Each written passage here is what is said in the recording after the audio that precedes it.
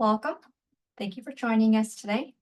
My name is Amy Sam. I am the Health Education Project Specialist at the Maxwell Eleanor Blum Patient Family Learning Center at Mass General. Before I get started, I just want to go over a few items with you all.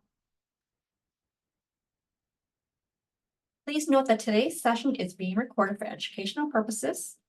If you're interested in viewing the recording, it'll be made available on the Blum Center website at massgeneral.org/Blum-Center. Please note that you're in listen-only mode. Everyone has been muted. We can hear our guest speaker today.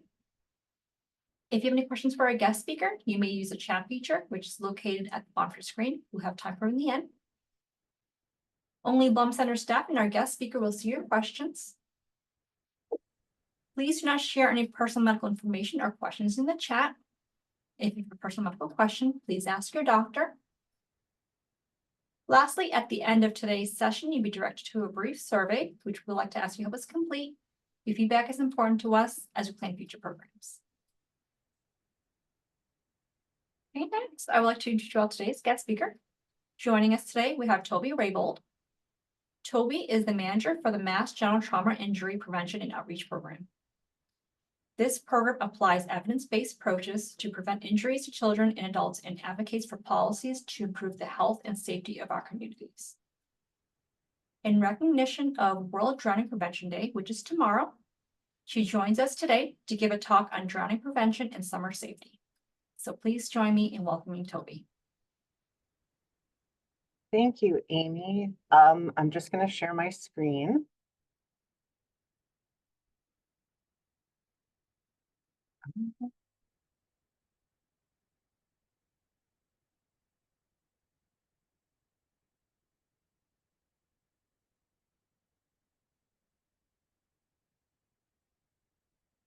Okay, here we are. Thank you for that nice introduction, Amy. Just by way of background, I work in the Division of Trauma, which not everyone knows we have here. We're a level 1 trauma center, one of the 5 in the Boston area.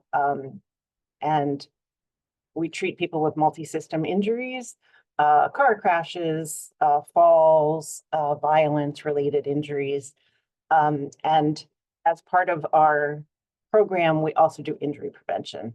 And I work with people in the emergency department, geriatric psychiatry, all across the hospital. It affects a lot of different areas. We also work in partnership with state agencies and other hospitals. We do research on the impact of state laws. We implement evidence-based interventions, and we partner with the community to share our expertise, and we advocate for policies to prevent injuries. In fact, just last week, one of our emergency department doctors testified at the State House in favor of a bill for children to remain rear-facing in their car seat until they reach age 2. So we try to be on top of all of the things going on in the state and offer our expertise where we can. So injury prevention, the experts like to talk about unintentional versus intentional injury, like what we used to refer to as accidents, which we try not to, because most unintentional and some intentional injuries are preventable. It's the leading cause of death for people age 1 to 44. It's estimated to cost the US $4 trillion in healthcare costs and so on. And there are more than 3 million fatal injuries. That people tend to think about, cancers and heart disease and things, but these kind of unintentional injuries are very prevalent, and we're trying to address them as best we can. So as Amy said, I wanted to give you some information about summer safety, particularly focused on drowning prevention to start with. So as is not really any surprise, the May through September timeframe, as you see in this chart, peaks is when we see a lot of drownings, and particularly around here because people aren't generally swimming since it's too cold here. But this is the ideal time to focus on drowning prevention, although we could talk about it all year long. I just put in a definition about drowning. I'm sure you know what it is. And it can happen to anyone in any kind of body of water, even in a kid's pool in the backyard, to the ocean. If you're 2, if you're 90, it can happen to anyone. Here, I put down the numbers of how many fatal and non-fatal drownings there are. And unfortunately, the numbers are going up. The CDC just recently released information from 2009 to 2022, and the numbers are going up. We first saw the numbers go up during the COVID outbreak. We think because more people were recreating outside and swimming and home and that kind of thing, but the numbers still continue to rise even after things have gotten to somewhat back to normal.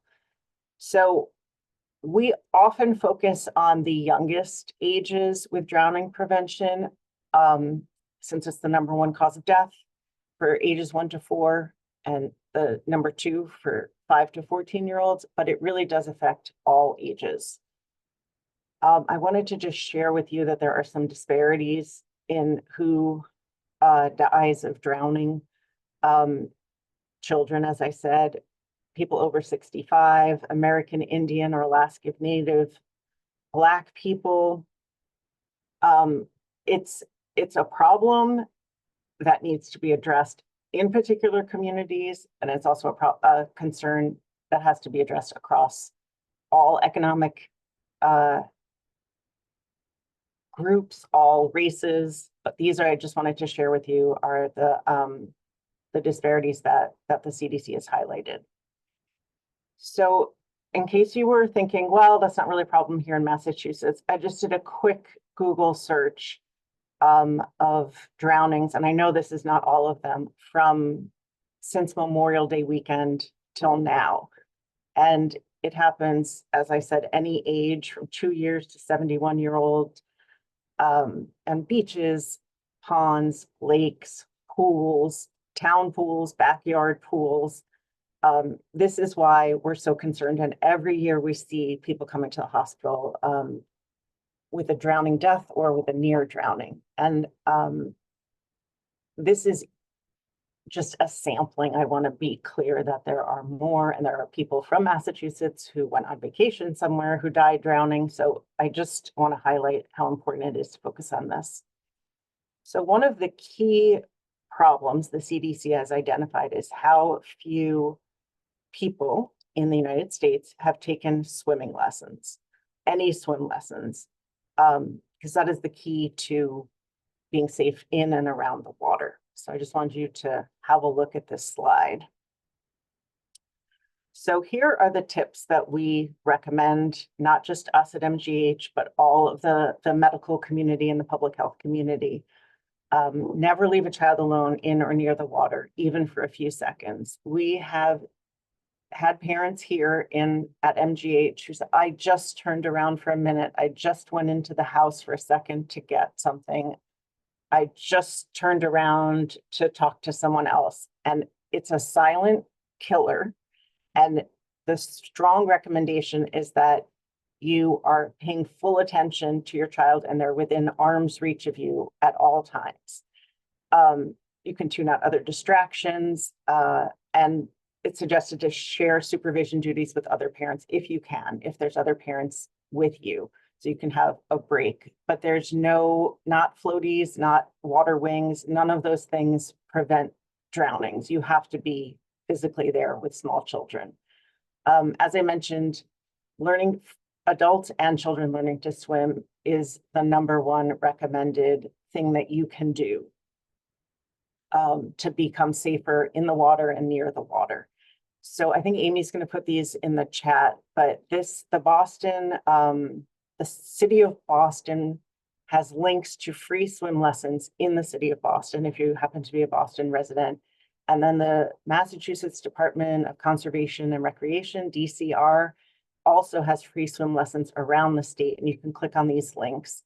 You can also go to the Red Cross website. You can go to the YMCA website. Those might not be free, but there are a lot of low-cost options for swim lessons. So other tips include knowing your environment. I grew up in New York, and there were lifeguards at every beach I ever went to. That's not the case here in Massachusetts. And it's really important to swim only when and where there are lifeguards on duty, and keeping in mind that a lot of them are off duty at 6 and it doesn't get dark till 8. So people are out with no lifeguards. Be on the lookout for all the signs about no diving, no swimming, whatever they're recommending, or rip tides. Those are the kinds of things you have to be aware of. Every year, unfortunately, we have what are typically teenagers jumping in off of cliffs or bridges, into a quarry, into a river. This is super dangerous. And of course, please don't swim or supervise children if you're under the influence of alcohol or drugs. It's a good idea to set rules for your family. No one should swim alone, even adults, and tell your family what your plans are, and make sure your children check in with you so that you know where they are at all times. A few other tips are, if you have a pool in your backyard, please build a fence around that fully encloses it. We have had just this summer 2 drownings of small children who wandered into their own backyard or wandered into someone else's backyard in their neighborhood and fell in the pool. And if there are gates and if they're locked, it can prevent that kind of thing. Always wear a life jacket, and get out of the water if you hear thunder or see lightning. So these are some of the signs I just wanted to put out there that you should be on the lookout for when you are going to a swimming location. Like if it says no lifeguard on duty, see if you can find somewhere else that does have a lifeguard on duty. And just be really aware, there's always signs at the beaches. Sometimes they have a flag system, like red flag is dangerous to swim, or they have information about a rip tide or an undercurrent. Those are all things to look out for. Moving on to other summer safety topics. One of the other tragedies we see here at MGH, and is something that can be prevented, is window falls.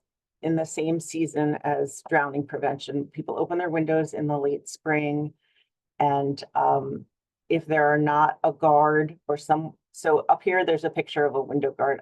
Hopefully you can see it. It's like lines, like kind of like bars.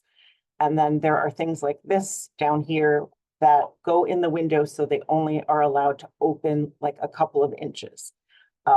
Anything like that, you can get them on Amazon. Those are the kind of things you have to have in your windows, because every year we see some children coming into the hospital who fell out the window. And it doesn't really matter what floor. Sometimes there is a child who falls from a window on the 2nd story and that child dies. And sometimes a child falls from the 8th floor and lands in a bunch of bushes and survives. So it's recommended for window guards for the 2nd story and above for all housing with children under the age of 10. And there's lots of other things you can do around your house, by like moving furniture away from the windows, locking unopened doors and windows in your home. It's really something that's preventable. These little these lock things, I think for a whole set of them cost $15 on Amazon. Also, if you are in the city of Boston, I believe you can get window guards at a reduced rate. If you live in, if you are renting, I believe you can ask your landlord to put them in if you have small children. And it's just something that is so easy to do, and it prevents real tragedy. So there's a lot of transportation related things. It's a busy slide. So biking and e-bikes and pedestrians, there's a lot more people out on the road in the summer than the rest of the year. Always wear a bike helmet and be visible and avoid distractions. I see so many people biking and they're on their phone and they have their earbuds in and they're talking or texting, and it's just a recipe for disaster. We have had in the last few weeks 2 fatal bike crashes in Cambridge involving an experienced biker wearing a helmet and a box truck. So you really have to be extra careful out there. We're working with some organizations to advocate for safer bike lanes.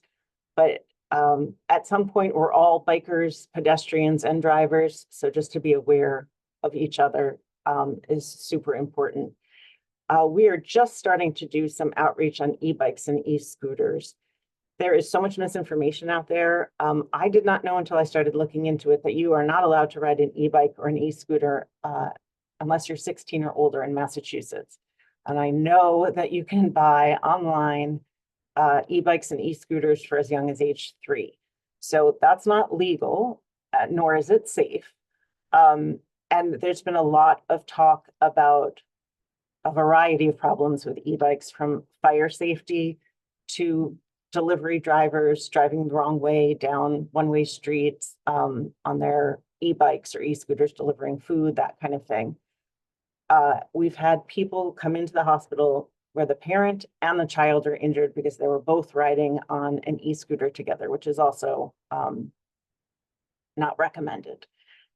And we've also, someone in our pediatric ED said that he's seeing more pedestrians come in injured from an e-bike or an e-scooter, and you have to think it weighs much more than a regular bike. So to get hit by an e-bike or an e-scooter can result in serious injuries. And just a reminder to pedestrians to be alert to cars and bikes and cross in the crosswalks, and don't look at your phone when you're crossing the street, which I have to remind my children of every time we go out. There's so many people using the roadways now. It's just have to be alert. So teen drivers is another concern. AAA does an entire campaign. They call it the 100 Deadliest Days, from Memorial Day to Labor Day, for teen drivers.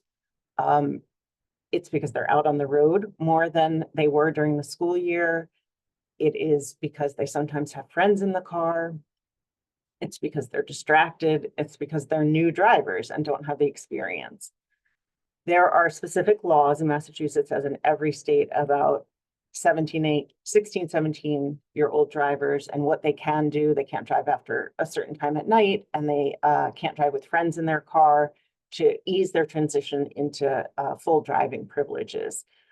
So if you have a teenager, please talk to them about the extra risks there are in the summer.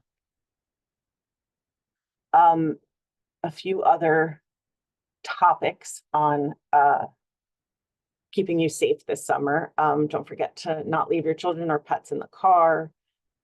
Leave fireworks to trained professionals. Unfortunately, every year on July 4th, this tip may not be relevant anymore for this summer, but every year we see children injured and adults who light fireworks in their backyard or on the street, and it's really not worth it.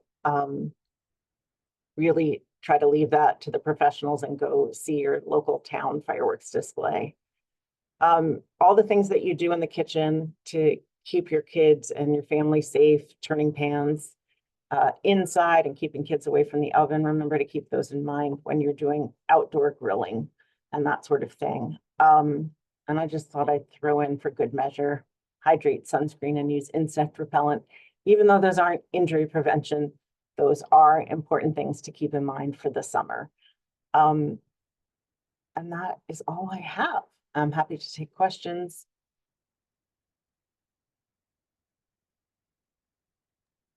Thank you, Toby. We are now at the end of the session. If you have any questions for Toby, feel free to enter them in the chat. We have a question about drowning prevention. What can an adult non-swimmer do to prevent drowning to themselves, another adult, or child in the pool or open water at the beach? This person can float, do backstroke in shallow water. As a teenager, they had a near drowning experience a couple of times in the pool. So yes, wanted to see if you have any tips for that. Oh, that's great. I think it's so smart to stay in the shallow end and stay close to your children. Adults can wear a life jacket in any water, in pools, in beaches. That might be something that you want to do, and stay as close to your kids as possible. That would be what I would recommend. And just this is not so much as a public health expert, but my mother used to seat us directly in front of where the lifeguard was. So when we went in the water, the lifeguard could see us. So you don't have to sit right in front of the lifeguard, but make sure the lifeguard can see you and your whole party. Thank you. Are you able to speak upon anything regarding trauma of a near drowning person, either a child and or adult, and how they can overcome that fear? For instance, would something like hypnosis be helpful? Oh, I actually don't know. But I do believe there's a lot of swim lesson instructors who focus exclusively on getting over fears of water. I would contact the YMCA or the Red Cross and see if you can find one. I don't personally know about hypnosis, but I completely understand a fear of the water after such a traumatic incident. Yeah. And you brought up a great point about bug spray. Do you have any recommendations on what key ingredients to look for when finding a bug spray, something that would be safe for a child to use? That's a good question. I think that it can't be more than 30% deep, but I would have to check that. We used to use these what's it called, like plastic bracelets that would supposedly prevent mosquitoes and such. I don't know a specific brand off the top of my head, but most of the products I believe are safe for children. Maybe ask the pediatrician.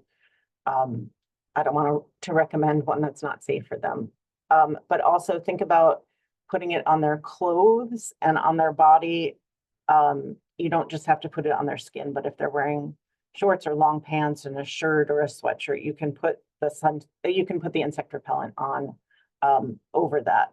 And I was told that insect repellent sunscreen combo does not work. So to get the two separate products. We have a question regarding water safety. We have been seeing, on the media, some people recommending dressing your kids in certain color clothing because that can be camouflaging with the water. Do you have any comments or thoughts to share on that? I'm so glad somebody asked that. I should have put that in this presentation.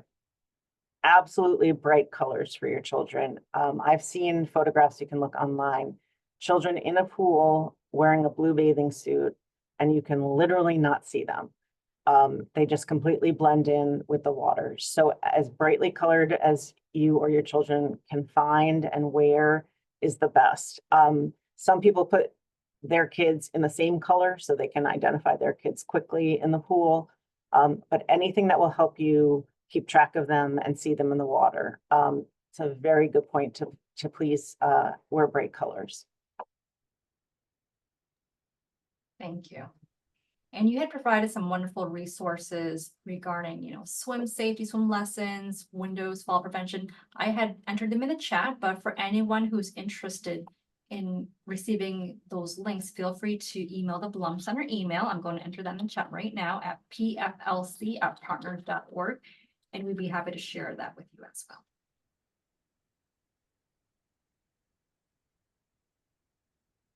We have a question regarding flotation devices, just because oftentimes when they think of safety, they think it's okay to put their kids in flotation devices, whether it be one of those puddle jumpers or anything like that. Do you have any additional comments you'd like to share on that?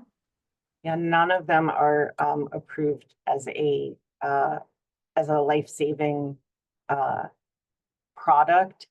It's great if it helps you feel confident looking after your child in the water, if it helps them feel more confident, but it won't. There are many cases of children, unfortunately, drowning or near drowning wearing those flotation devices. Some say that it's better to not use them since their opinion is that it gives children a false sense of security in the water that they don't really have because they don't yet know how to swim. But if the parent feels that it's the right way to go, absolutely use it, but do not think of it as, oh, I can just leave them by themselves. They're fine because they have the flotation device on. And if you're really you can also always put your kids in a life jacket, a well-fitting life jacket. That can help as well. Thank you. And while we wait to see if there are any additional questions in the chat, do you have any final thoughts you'd like to share with the audience, Toby? I was thinking that I didn't want to sound all doom and gloom with my statistics about all these deaths. And I also don't want to put a damper on the summer because it's finally the time of year we around here can get outside and enjoy the outside. It's just that there are extra risks, and we want nothing more than to prevent the kind of things that we can prevent. We can't figure out every medical mystery, but we do know if you put window guards in, if you take swim lessons, these are the kind of things that help. And we just want everyone to be as safe as they can this summer. Thank you. You had provided some wonderful recommendations and tips in your presentation. Do you have any online resources that you recommend one can go to learn more about them? That's the Boston Public Health Commission and the State Department of Public Health have great resources. The American Red Cross, the CDC has an entire drowning prevention website and resources and links to where you can take swim lessons and that kind of thing. Thank you. So I do not see any questions in the chat, so I think it'd be okay to end early today. Thank you so much, everyone, for taking the time to join us today. As I had mentioned, this session is being recorded. It'll be made available on the Blum Center website at massgeneral.org/Blum-Center. And thank you so much, Toby, for spending the hour with us. This was extremely helpful. Thank you. Take care, everyone.